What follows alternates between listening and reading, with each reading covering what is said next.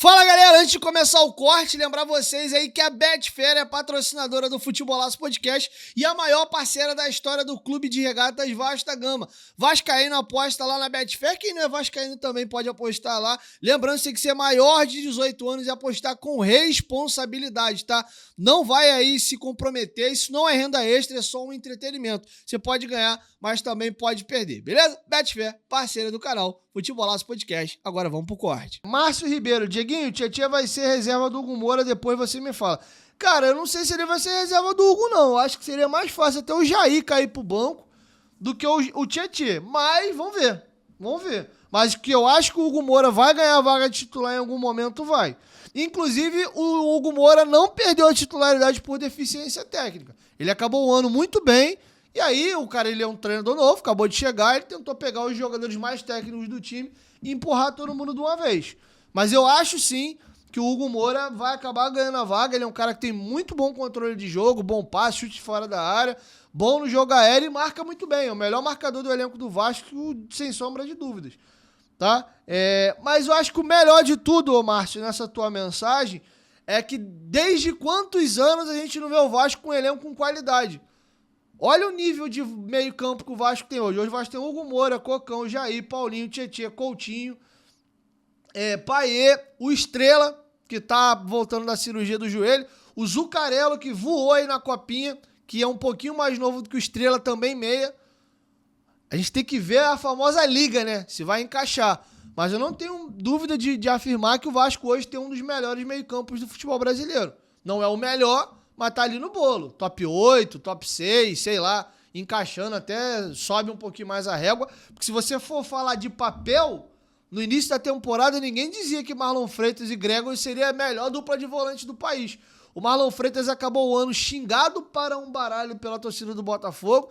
Inclusive teve pedido para não é demissão, né? Mas a pedida da negociação e a saída dele. E quem foi muito visionário e bateu o pé firme falando que não ia abrir mão dele foi o John Textor. Inclusive o Vasco abriu negociação para contratar o Marlon Freitas. E o John Textor bateu o pé falando que ele era volante de Premier League, box to box.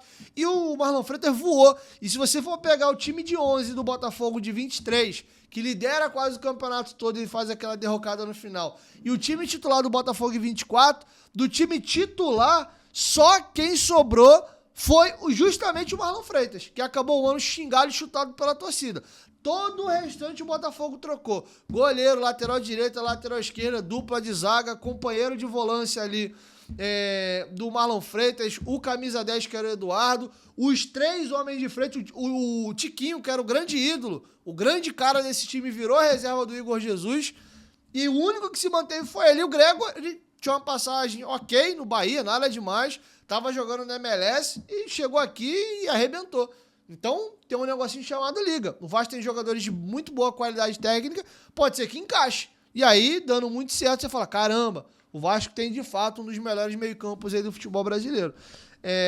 Então, eu acho que a gente ganha opções. O Puma é um lateral de muito boa qualidade também, diferente do Paulo Henrique, é um cara que tem melhor cruzamento, que tem boa finalização no terço final do campo. O Paulo Henrique é aquele famoso cavalinho, né? Cara que marca muito, transição defensiva, corre pra frente, corre pra trás. É um cara que tem drible, tanto em progressão ou curto, já erra um pouquinho na hora de fazer os cruzamentos, de repente terminar a jogada no terço final, apesar de ontem ter feito uma tabela linda com o Maxime Domingues e ter feito um golaço.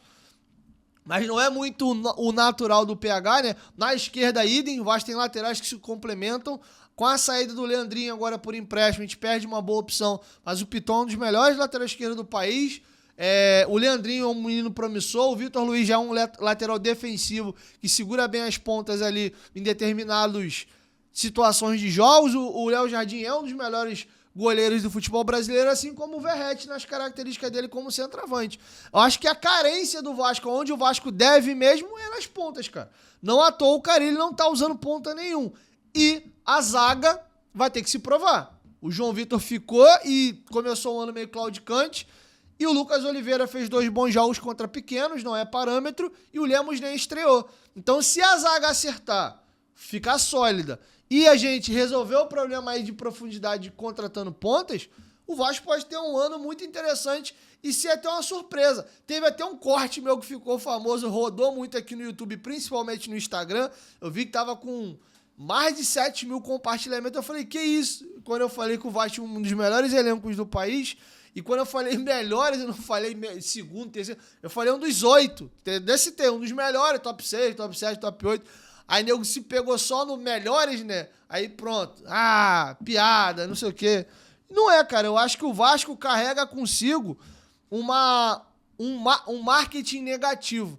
O Vasco vem de anos muito ruins e tudo que é bom no Vasco, a galera meio que torce o nariz. Parece que você tem que se provar primeiro. É igual o Botafogo, quando em 23 teve uma arrancadinha ali pra tentar uma vaga de Libertadores. Ah, porra, o Botafogo esse ano aí, se ficar na Série A, tá bom. Aí o Botafogo, quando começa a arrancada ali no Brasileiro, é balão japonês, vai dar em nada. Pô, Botafogo, campeão brasileiro, tá de sacanagem. E acabou que até foi esse balão japonês mesmo, arrancou muito e caiu depois. Em 24 de novo. Por quê? Tem esse histórico dos últimos anos de não brigar por título, lutar contra a queda, já ser um clube que nos principais títulos, né, falando de Brasileiro, Libertadores, dentre os grandes clubes brasileiros, não é o que tem mais conquista, inclusive tá mais na rabeira, vamos colocar assim, na contagem de títulos. Então você tem um rótulo negativo, que você pode reconstruir isso.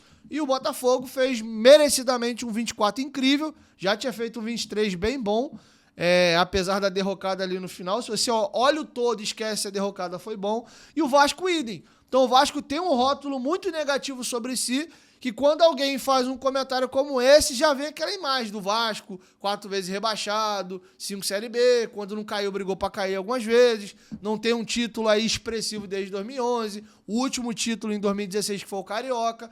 Então, quando vem alguma coisa positiva no Vasco, o nego já fica meio que olhando de nariz. Já percebo que há boa vontade com outros clubes. O Fortaleza, muitas das vezes, ninguém nem conhece o time no papel, mas como o Fortaleza vem de boas campanhas e é um time ou um clube que consegue ser competitivo mesmo sem ter jogadores tão badalados no elenco, independente de ver o Fortaleza jogando ou conhecer de fato o elenco. Não, o Fortaleza vai brigar aí pro Libertadores e tal. É a narrativa todo ano que começa a se falar do Fortaleza. E a boa vontade com o Flamengo, e Palmeiras, que já construíram de fato grandes elencos e vem fazendo a manutenção, e fica meio que esse disco arranhado, né? Aí quando começa a dar errado é que muda um pouco isso. Então o Vasco tem como missão, como instituição, inclusive, eu acho que a gente já deu um passo importante ano passado, que foi acabar o Brasileiro em 10º e boa parte do retorno brigando pela última vaga da Libertadores. A gente, por incompetência nossa, não foi para a Libertadores e não fomos só por causa da lesão do David e do Adson. Se não tem essas lesões, eu não tenho dúvida de que o Vasco teria ganho. Essa última vaga que ficou ali com o Corinthians estava na mão da gente. A gente acabou desperdiçando essa última vaga de pré-Libertadores e a gente foi à semifinal da Copa do Brasil. Esse ano, se faz um brasileiro sólido de ponta a ponta, porque o Vasco começa muito mal o brasileiro e arranca depois. Faz um brasileiro sólido o tempo inteiro ali dentro de pré-Libertadores, ali, 8º, 7º, 6º, 5º, 9º, flutuando nessa parte ali, e de novo vai longe aí na Copa do Brasil e na Sul-Americana, que esse ano o Vasco tá, e é uma competição com nível abaixo, você já vai mudando essa imagem. O Vasco manteve o elenco inteiro, não teve nenhuma perca considerável, nenhuma mesmo. Quem saiu foi até por demérito técnico, não teve um jogador importante que saiu.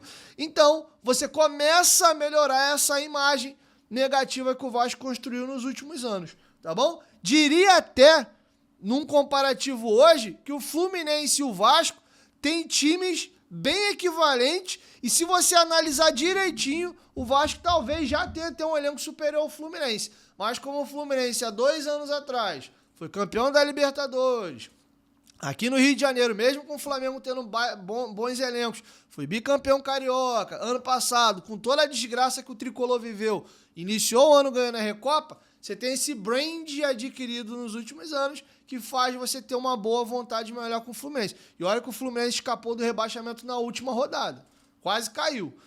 E não caiu porque fizeram muita força, né? O Atlético Paranaense ali, forçou legal o rebaixamento, o Criciúma também. O Bragantino fez força pra cair, só não caiu. porque o Atlético Paranaense estava querendo demais, brincando até com a música do Coutinho. Então o Fluminense escapou até por demérito dos outros do que mérito dele. Então eu acho sim, cara, que o Vasco não tem esse elenco tão ruim como inclusive muitos vascaínos colocam. Eu acho que o próprio torcedor do Vasco absorveu essa aura até meio do torcedor do Botafogo. Histórica, essa coisa de ser negativo, pessimista, desacreditar um pouco das coisas. Eu acho que o vascaíno tá um pouco nesse lugar e não o critico, tá? Eu acho que é legítimo. O vascaíno sofreu muito nos últimos anos aí e virou meio São Tomé, né? A galera fica meio tendo que ver pra crer. E aí, galera, curtiu o corte? Aproveita dessa moral, se inscreve aí no canal. Novos episódios vão ao ar entre 1 e 2 vezes por semana e os cortes estão aqui no canal todos os dias. Muito obrigado, espero que vocês tenham gostado do nosso conteúdo. Dá essa moral, se inscreva aí no canal e até o próximo episódio ou próximo corte.